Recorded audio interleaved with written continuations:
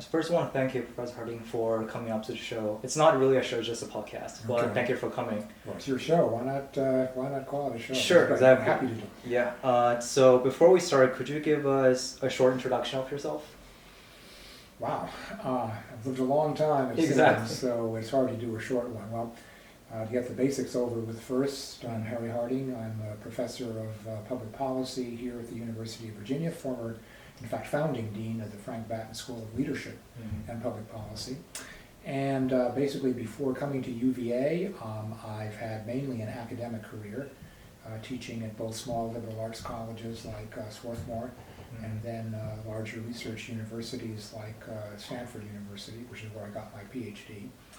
And then decided that I wanted to have more of a role in what we might call the real world, kind of an unkind way of describing things other than academics. So I first went to Washington and worked at the Brookings Institution for 12 years doing policy research. Then became a dean. My first deanship was at the School of International Affairs at George Washington University, the Elliott School. And after that I went to New York and worked on the fringes of Wall Street for 2 years doing political risk analysis.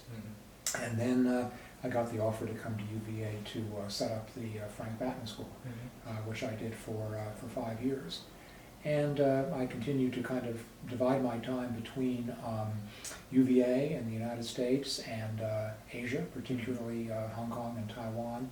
And I've held visiting appointments at a number of universities there: Hong Kong University of Science and Technology, University of Hong Kong, National Chengchi University in Taiwan. Gotcha. Well, one part I think that's missing from your introduction is that I Googled your name, and your Chinese name popped up. Yes. And it's called He Hanli. Yes. Could you just talk about how did you came up with that name? Oh, that's an interesting question. Actually, very good. That was not my first Chinese name, actually.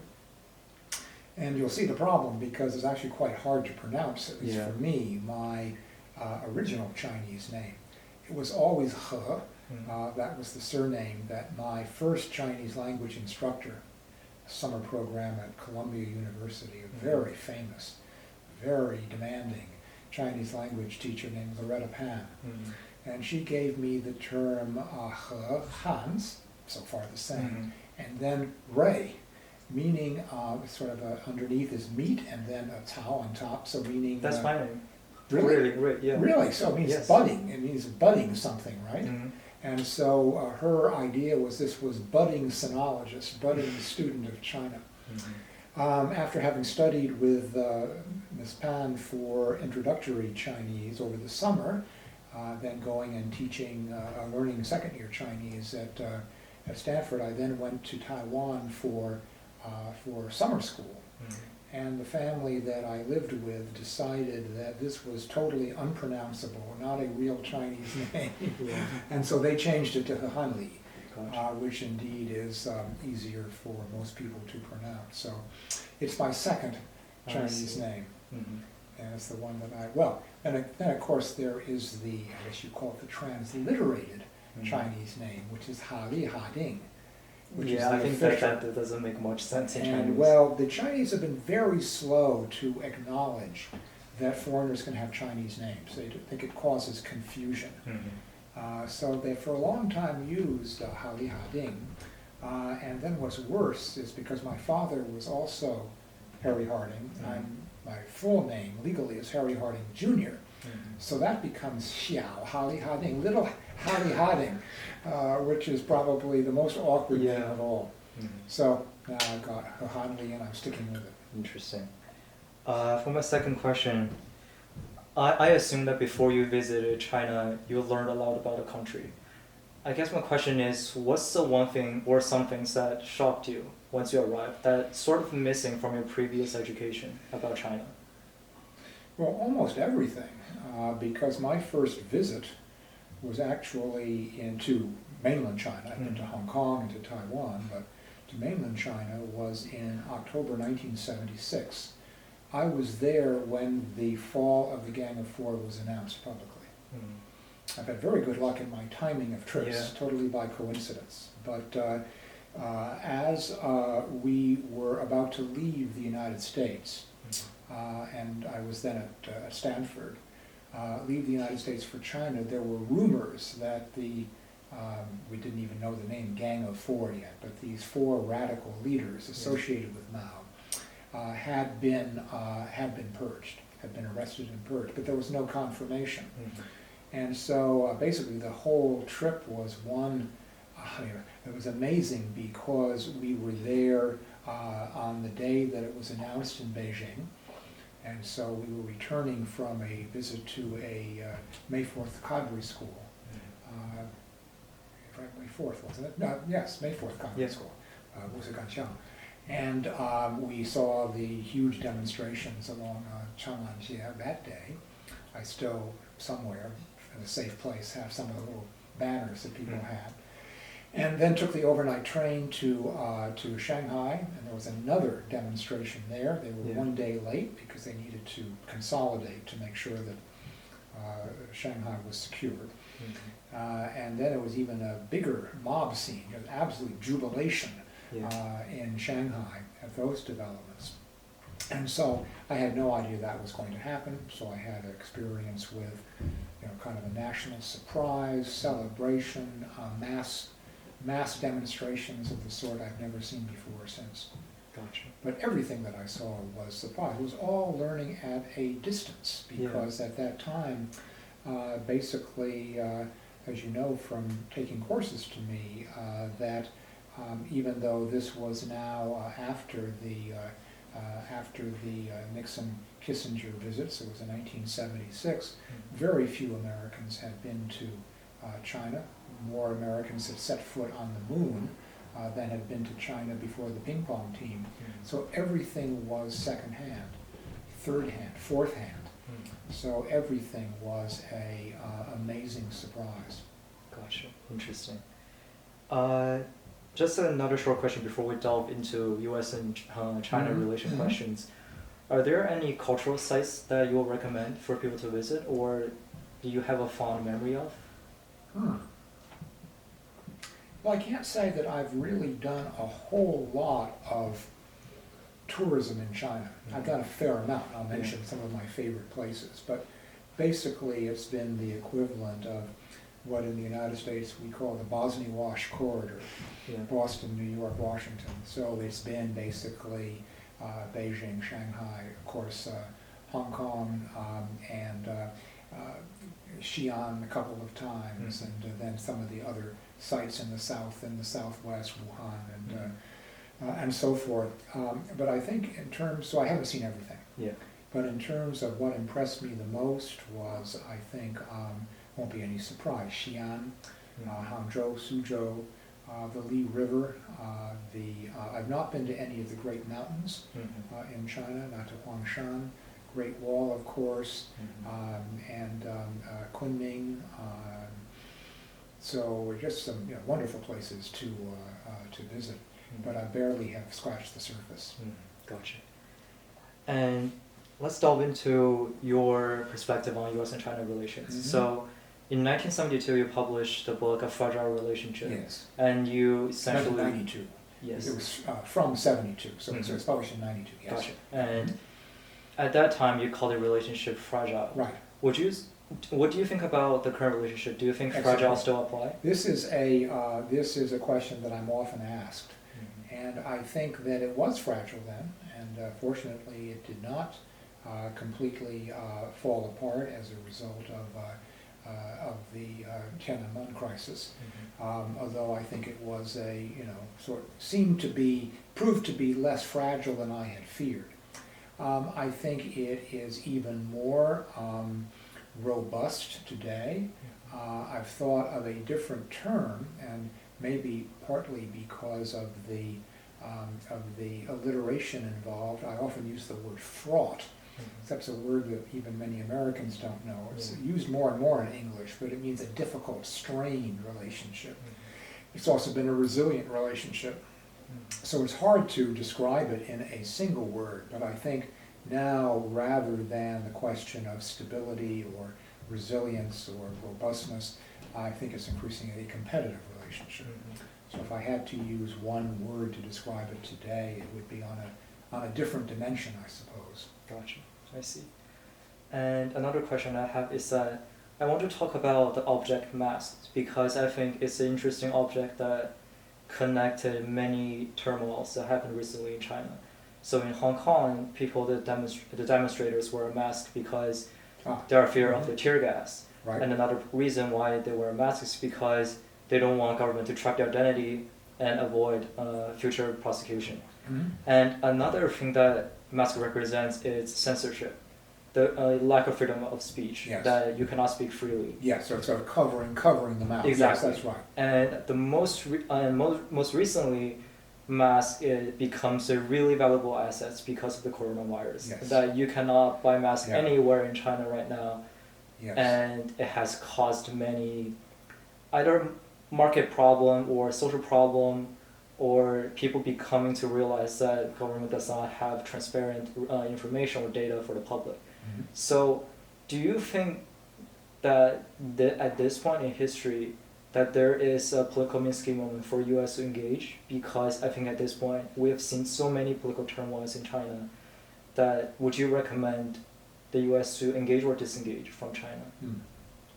Let me first say something about your interest in kind of the meaning of masks, because that is I never thought of that. It's fascinating. Actually, the other thing that, and you may not know this or remember this, but this was one complaint that Chairman Mao made about doctors in the Cultural Revolution. Really? He criticized them for wearing masks and dealing with patients, Why? because he felt that this represented a distance between them and their patients. I Now, of see. course, you could say that from a public health point of view, Mao's complaint was ridiculous, but it was exactly Mao, that the idea that teachers are divorced from students, the cadres are divorced from the masses, doctors are divorced from the patients, and in each case, in a different way, that distance was represented or symbolized or manifest, but in the case of doctors, it was wearing surgical masks. So, really wonderful essay to write up. Yeah, Because the interesting. meaning of masks, there's your title. Now, the question of disengagement. It is a very complex relationship, multifaceted, far more than it was at the beginning when I first started studying it and being involved in it. And so I think we are going to see disengagement to different degrees on different dimensions. We're never going to entirely disengage. I think it is highly unlikely, for example, that we are going to break diplomatic relations with China, that we are going to stop official dialogue with China, or to have another round of negotiations on a phase 2 trade agreement at some point. It is unimaginable that we're going to stop people visiting and traveling back and forth once the coronavirus issue is resolved. We're going to have unofficial dialogue between and among scholars and commentators, and we'll continue to trade with each other. But in other areas there will be disengagement, and there'll be some readjustment of supply chains. There will be a greater perceived risk of doing business in China, different degrees in different sectors. There will be, one of the most sensitive areas is a military dialogue. And the Chinese side tends to see this as a way of expressing dissatisfaction with the United States. That is one that I would deeply regret if it does occur, whether by the Chinese desire or our desire, because I think the military need to have open dialogue, and in general, the military understand the dangers of conflict and the need for a stable relationship with each other. So I'm particularly looking at that, looking at the, right now, the way in which the coronavirus is damaging normal civilian relationships, looking forward to the next round of dialogue on trade and other issues. So we'll see some things being cut off, some attenuated, some continuing. It all depends on the subject. But I think it's one of the many areas in which it's wrong to think of it in binary terms, yes or no, black and white, all or nothing. Mm. But from the perspective of the Chinese government, do you think, given that these events keep popping up, do you think this is an incentive or indication for them to change? Or do you think they're willing to change in the future? Change what? Change on what? In terms of the political culture, I guess. Because recently the death of Li Wenliang Yes.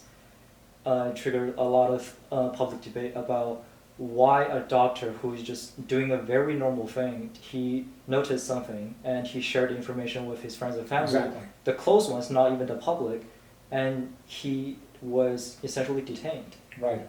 Do you think, and I perceive that there are a lot of, I guess, discontents among the public that there is a political culture like that, that the government prefers stability over other concerns. There are people suggesting that the government actually was aware of the SARS-like virus even before, I think, February or January, but they withheld the information for 2 weeks before informing the public. They even officially denied that there is human Yes. infection. Yes. Do you think like these kind of discontents will fuel a change within China's political culture?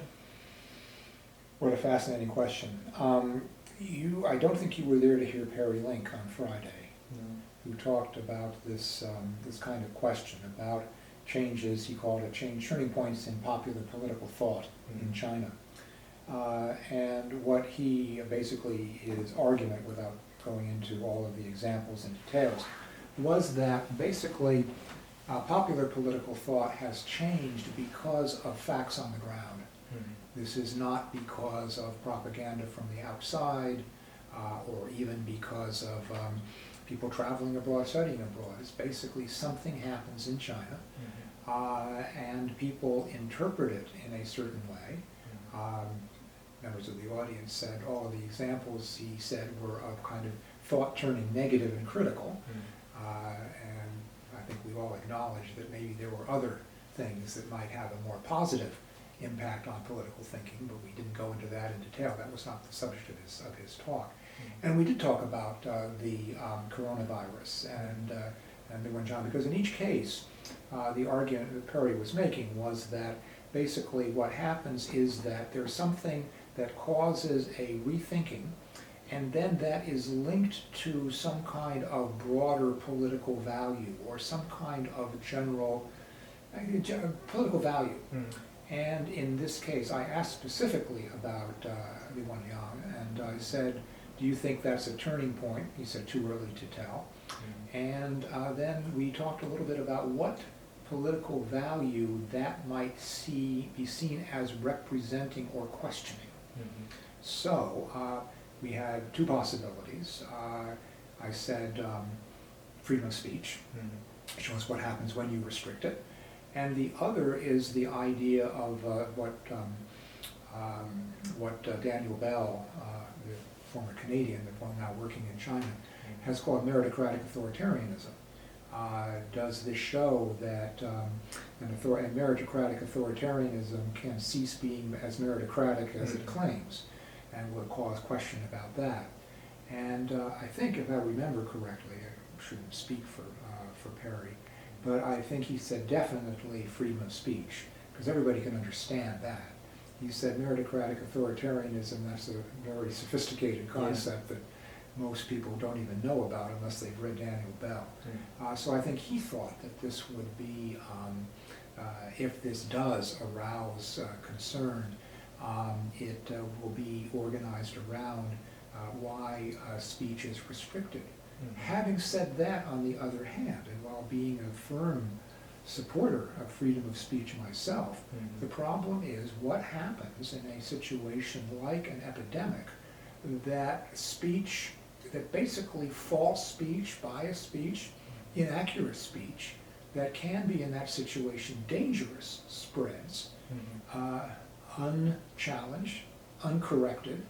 And the best example here in the United States would be the so-called anti-vaxxers, the people who are saying that vaccination for childhood diseases can cause can cause Autism. That's a hugely dangerous idea spreading around. But if you believe in freedom of speech, is it proper to ban?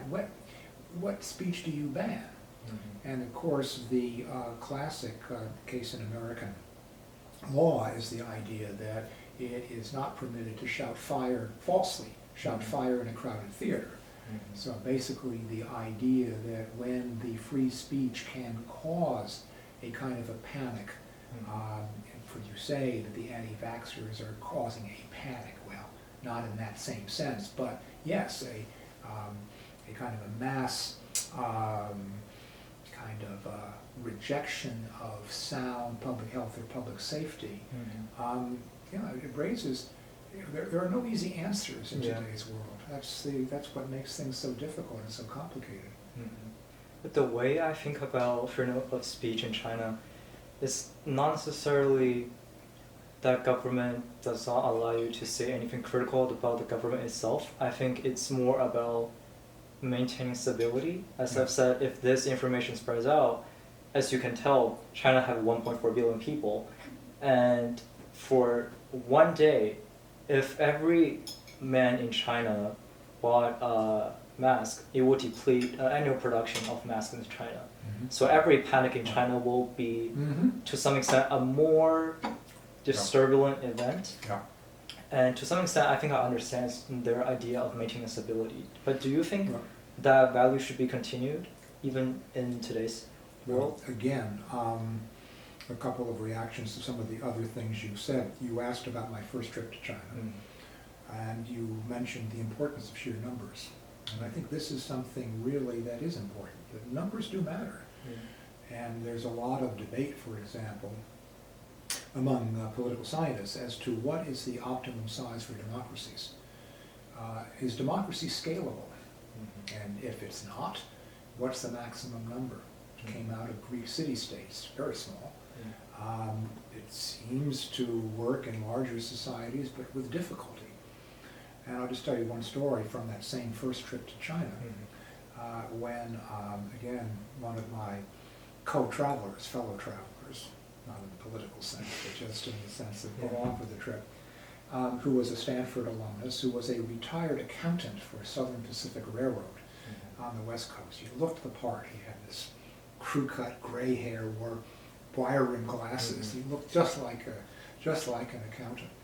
Said very little over the course of the trip, but I could tell he was absorbing everything. And so I asked him on the bus to the airport when we were flying out of China, going down to Hong Kong.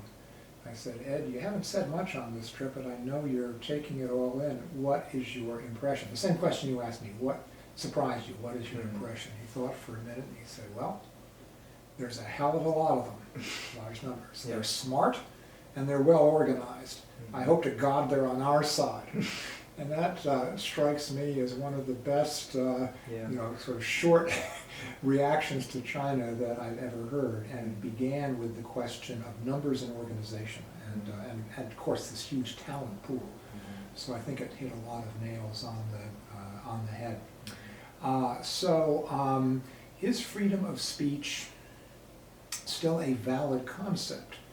Well, again, or stability, not necessarily. Well, stability is of course necessary, but the question is, how do you get stability?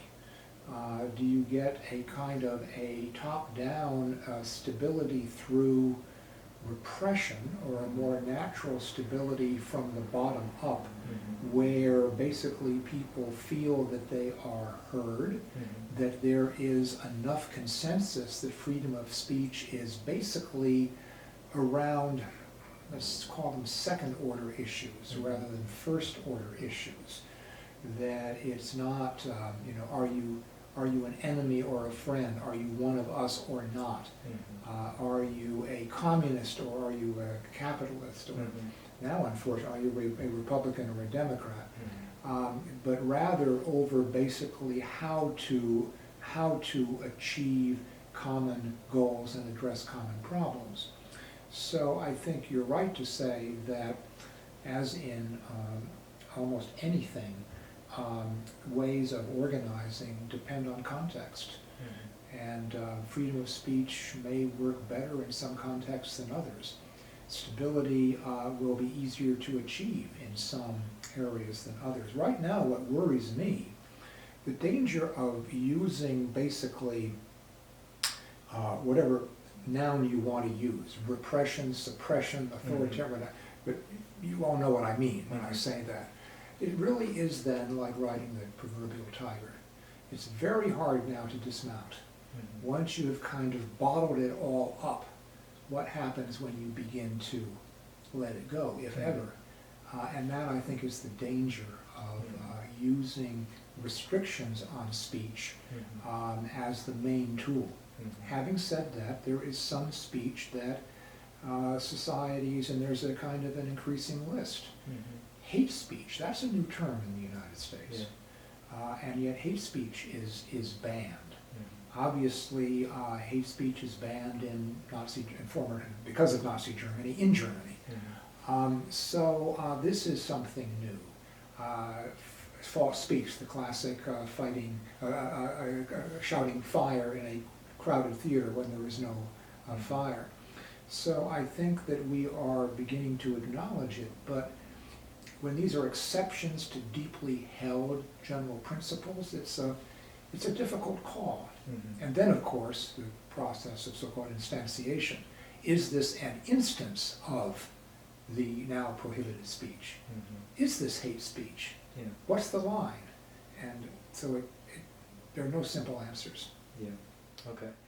And another question I have is, in class you mentioned about this documentary called American Factory. Yes. And I watched it. I think it's a fantastic documentary. And one thing that really struck me is that when a couple of U.S. executives went to China to observe like the factory workers in China, they saw a man just picking glasses on the ground. And that guy was not even wearing gloves, hand gloves, and not even wearing those like protective gears on the head.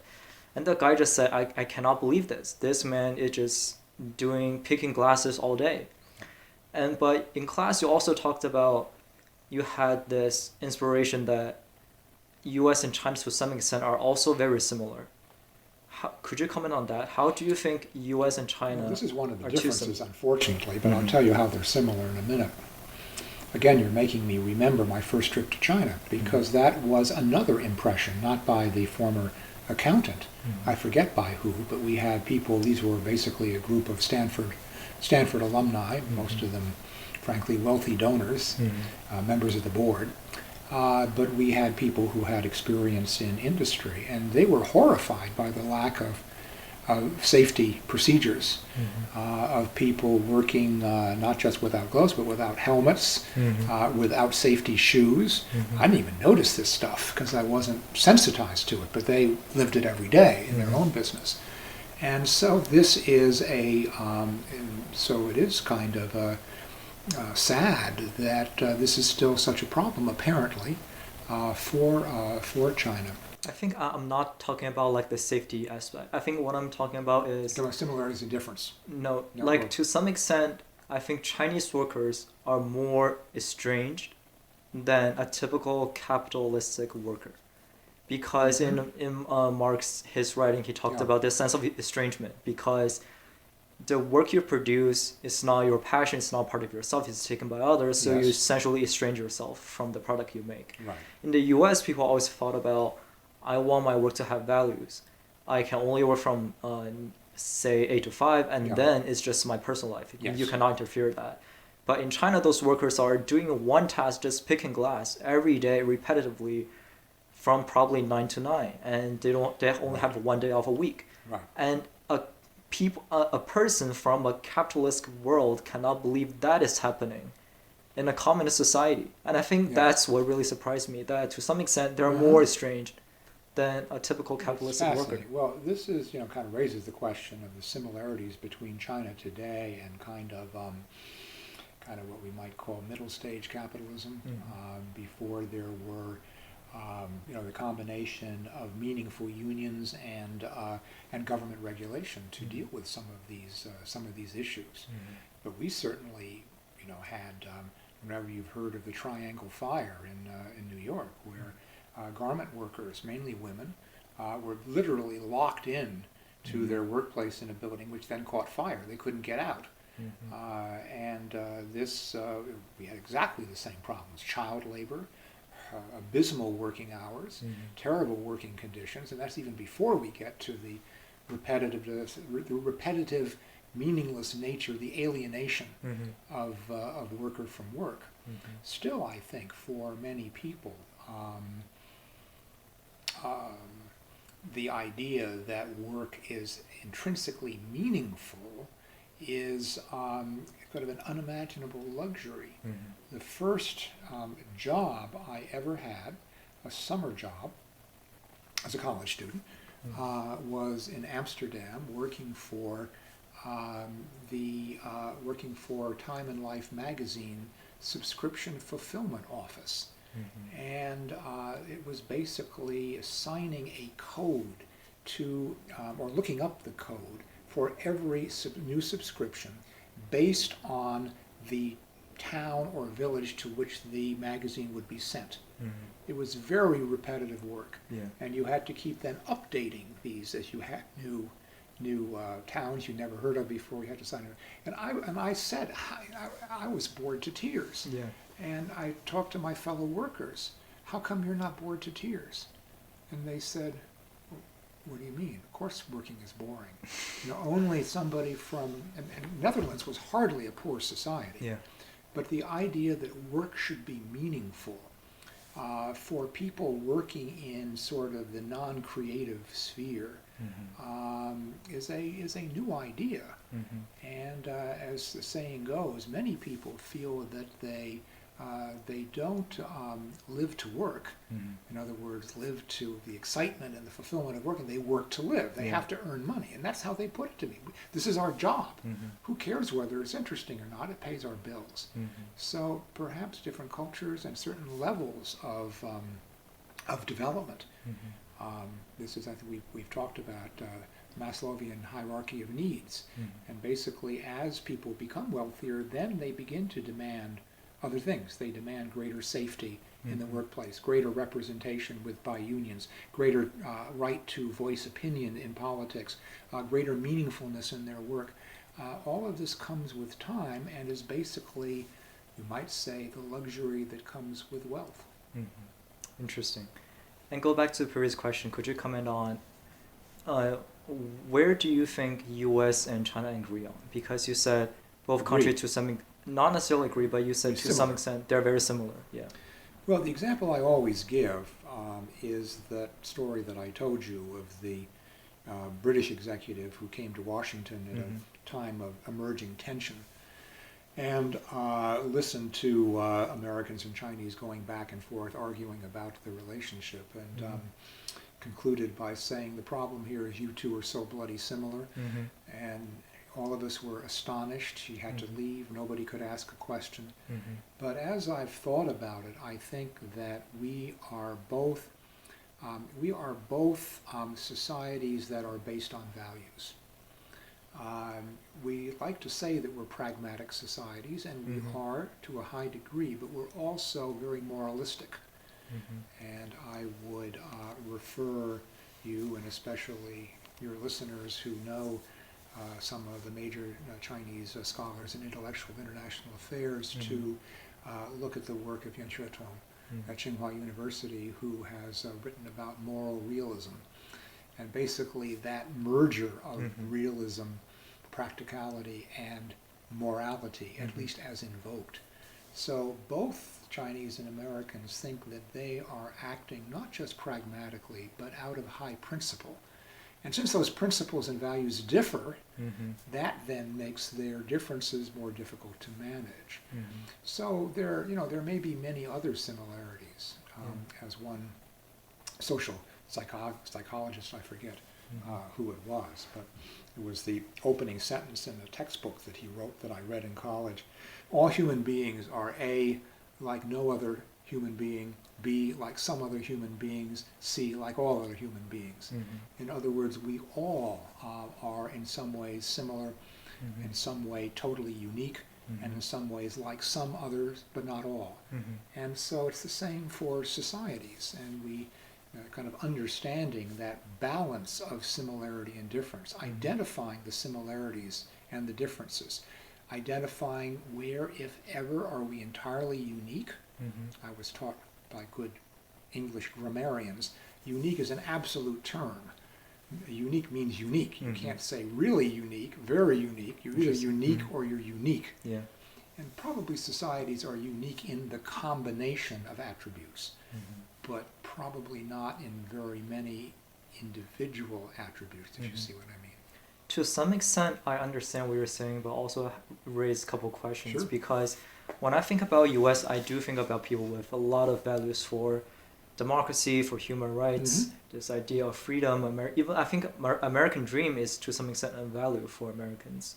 And when I think about Sorry, I missed the key word. Is unviable? It's a value. All right, value for Americans. Yes, absolutely, it's a value.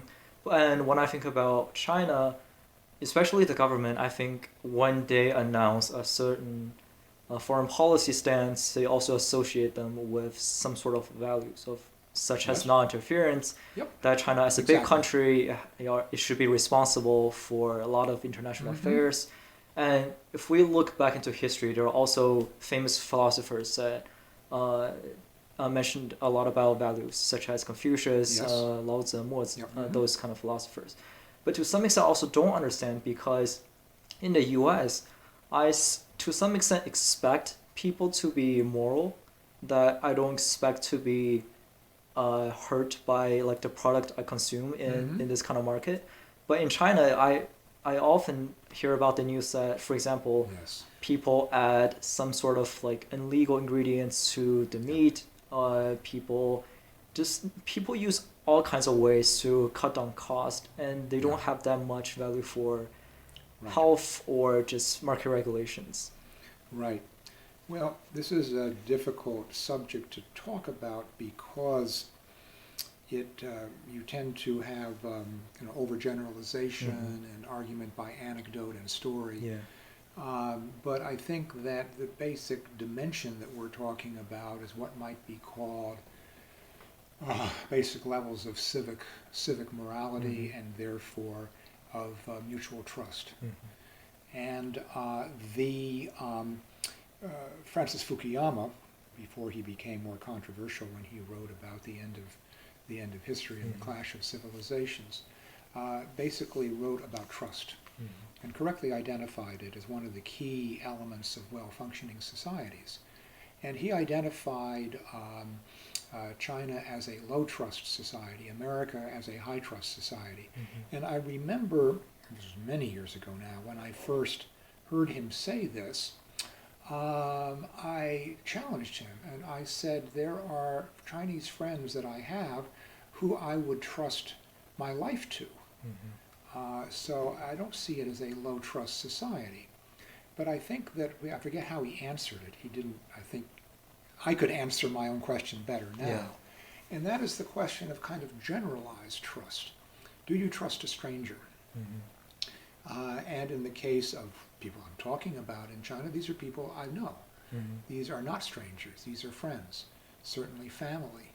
And basically I can see now that, in a sense, that generalized trust may be higher in the United States in general than it is in China in general.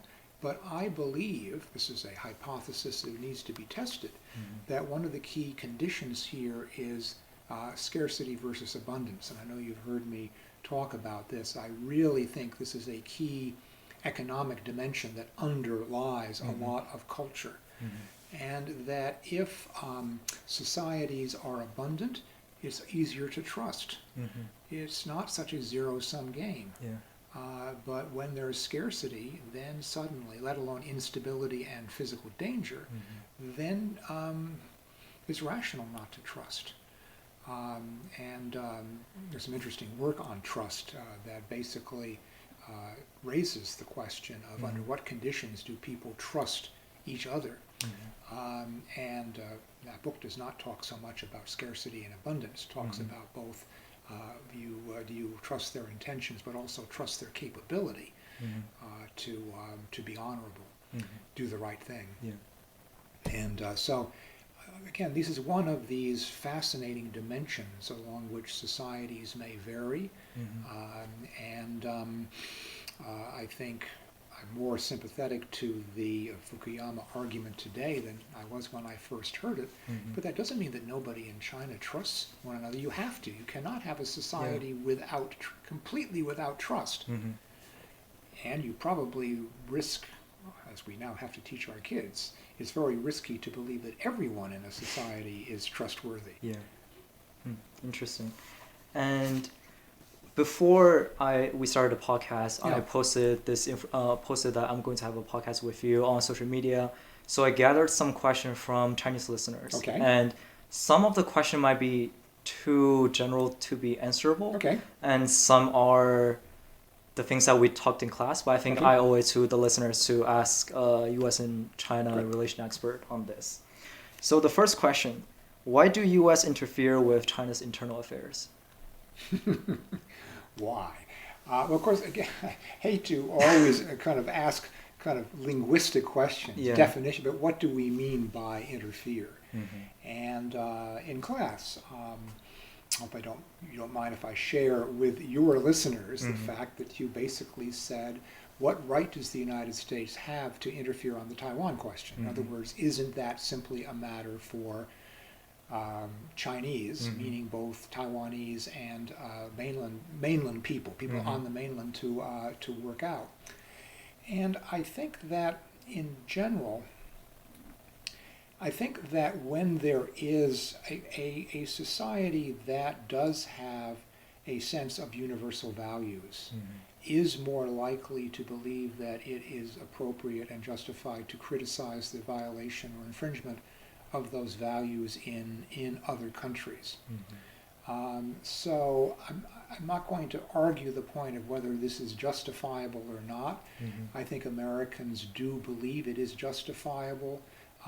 It of course depends on how severe those violations are. And in general, one of the big issues in international ethics, the normative theory of international relations, is the question of the responsibility to protect, which is basically precisely not just the right, but stronger, the obligation, the responsibility of countries to protect populations in other countries who are subject to violations of their human rights. Now, immediately the questions start pouring out. How serious do those violations have to be? So we do talk about gross violations of human rights. Okay, fine. What's gross and what is limited? What's acceptable? What does it then mean to protect? What means can you use? What human rights are we talking about? But I think that increasingly in an interconnected world, the fact of the matter is that there is going to be more and more concern about how people in one country are treated as viewed by people in another. And the example that I always give in class, a rather crude one, I acknowledge, but since one of the basic norms that used to exist in many countries, still many people believe it. In the United States, a man's, I use the gender advisedly, a man's home is his castle, which means that if a husband chooses to abuse his wife, to basically force sex upon her without her consent, to beat his children, that's his business. His home is his castle. And I say that, imagine many people who could believe that, accept it, maybe with different degrees of enthusiasm, but then I do the thought experiment. What if the wife that he beats is your daughter? Now, does that same rule apply so completely? And I think it would not to any normal person. And so I think that, I keep coming back, there's this no easy answers. Everything is a dilemma. Everything is a duality. But Americans, and I think that this shows, especially with regard to China, for whatever reason, and everybody's described it, but nobody has explained it. that there is an enormous empathy of Americans towards Chinese. It can take strange forms sometimes. It can be patronizing sometimes. It can involve what the Chinese would regard as inappropriate intervention at some times.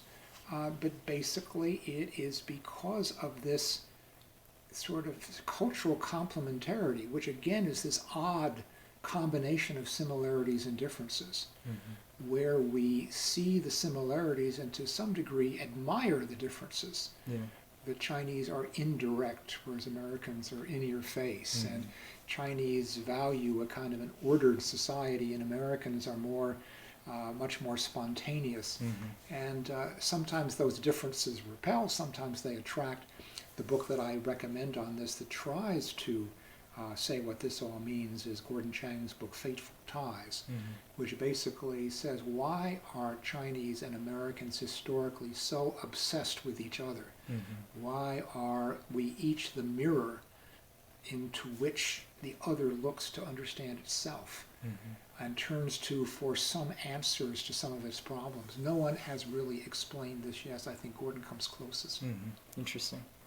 And the second question is, in the U.S., what is the public opinion about China? How do U.S. people in general think about China as a country?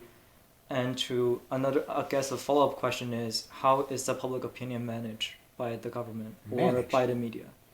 Well, those are two separate questions.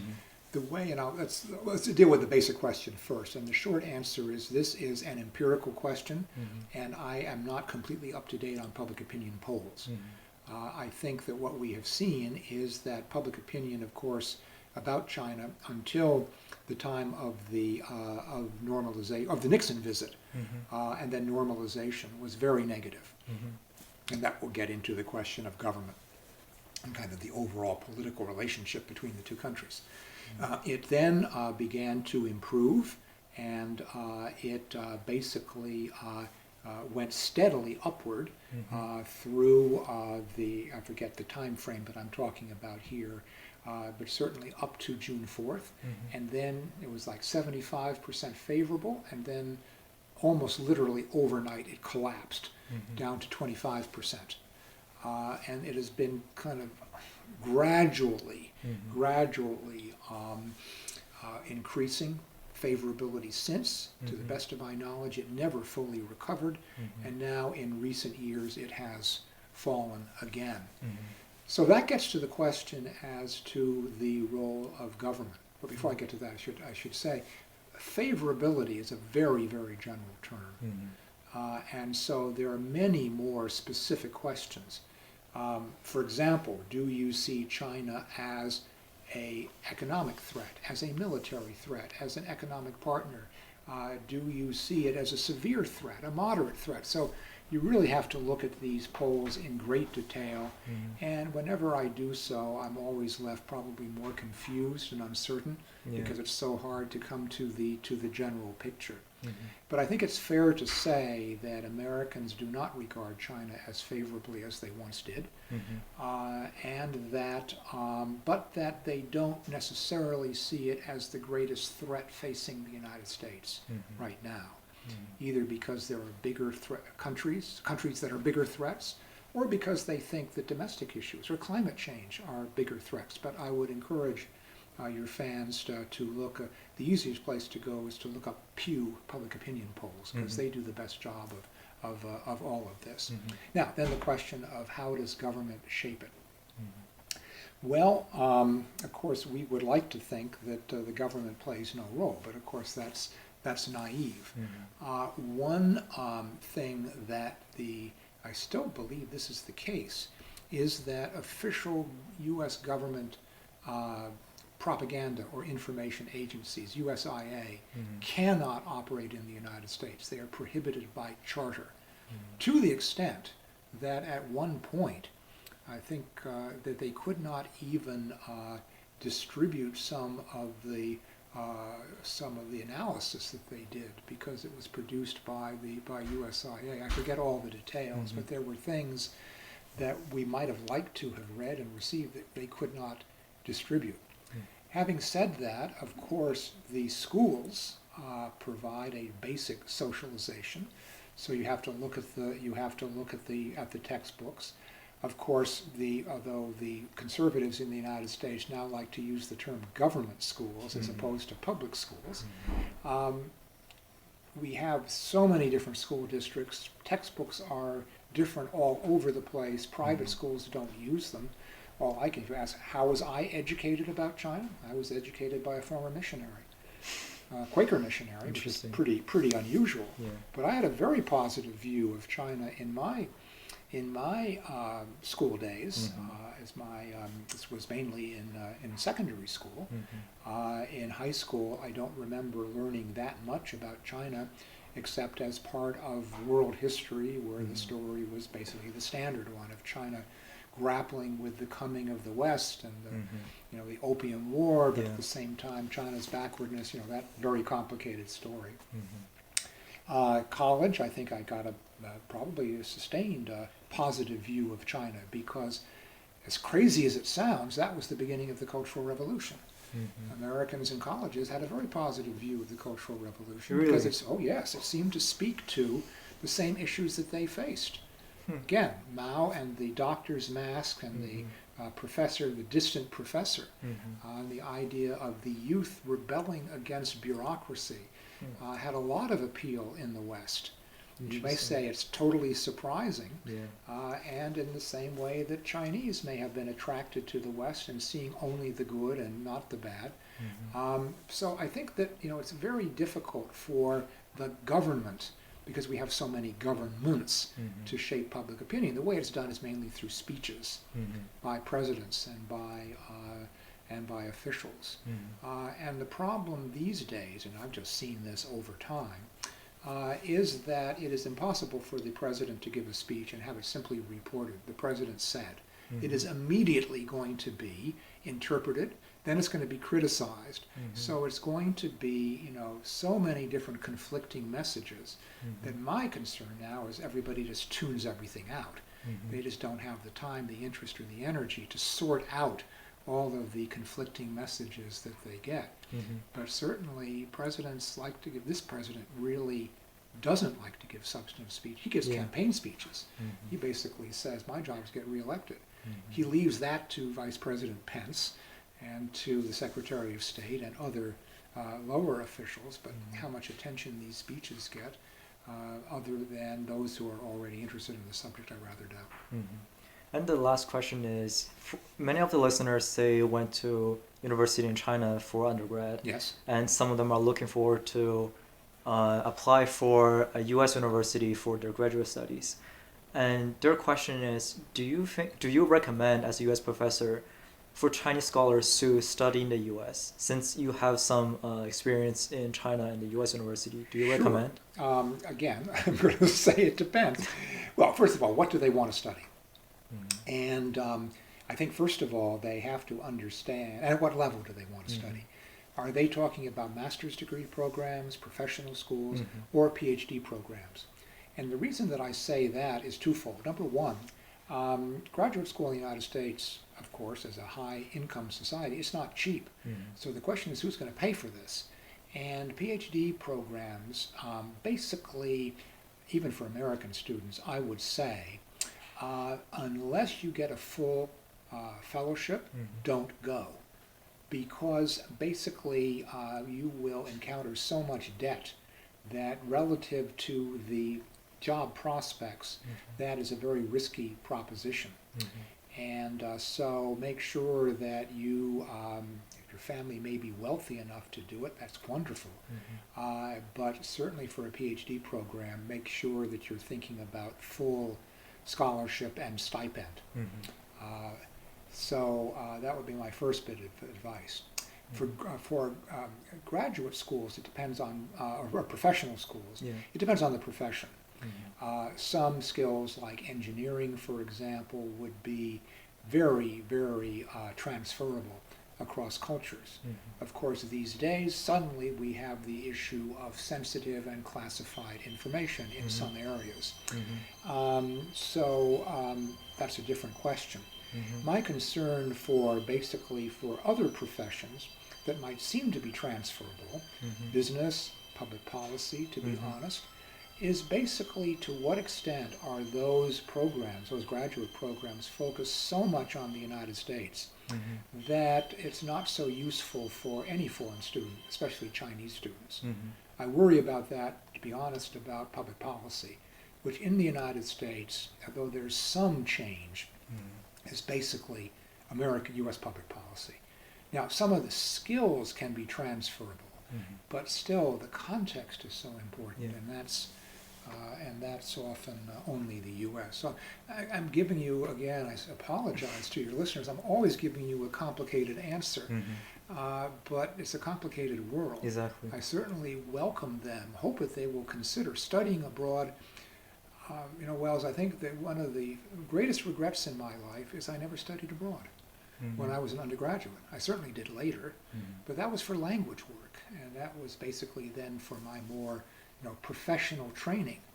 I traveled abroad because my family was wealthy enough that I could do that in various ways, but I never studied abroad. And it's the one thing that from those years, basically the most important thing that I regret. Of course you study abroad if you can. And for your listeners who are going to university in China, there may be student exchange programs which will sort of reduce some of the cost, not eliminate it.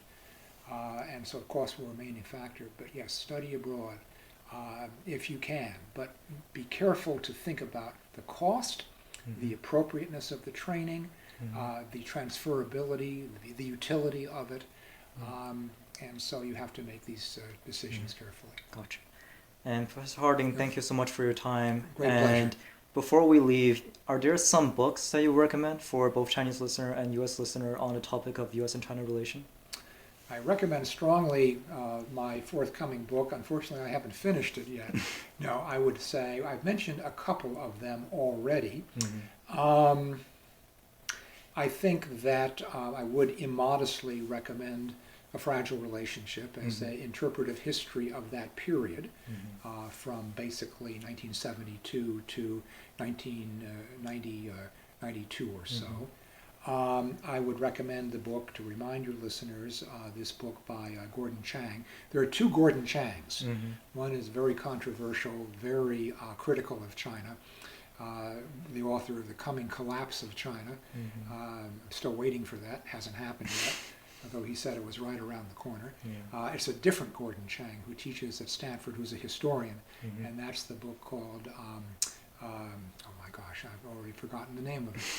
Fateful Ties, about the idea that each side sees it as destiny.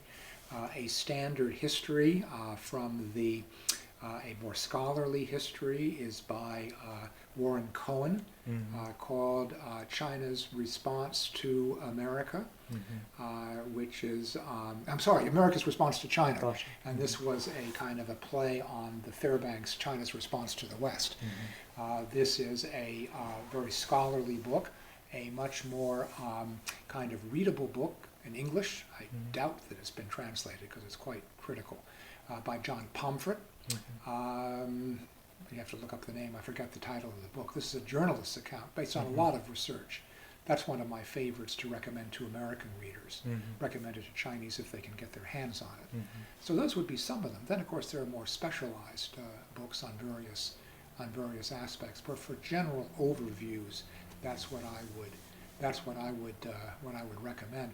I would also recommend, although, and you've heard me talk about it, although not a book specifically about U.S.-China relations, but actually very much about it, is the book by Wang Zhen called Never Forget National Humiliation, which is basically shows the way in which China's, I think it's fair to say, official national narrative shapes its response, how it shapes its view of the evolving U.S.-China relationship. It's a absolutely wonderful book. I've never met him, but I'm just in awe of his ability to basically come up with this topic and then show the importance of it in various crises. So I'd recommend that one. It's a little bit narrower, more specific than the general histories, but I would really recommend it. Gotcha. Thank you so much. You're very welcome.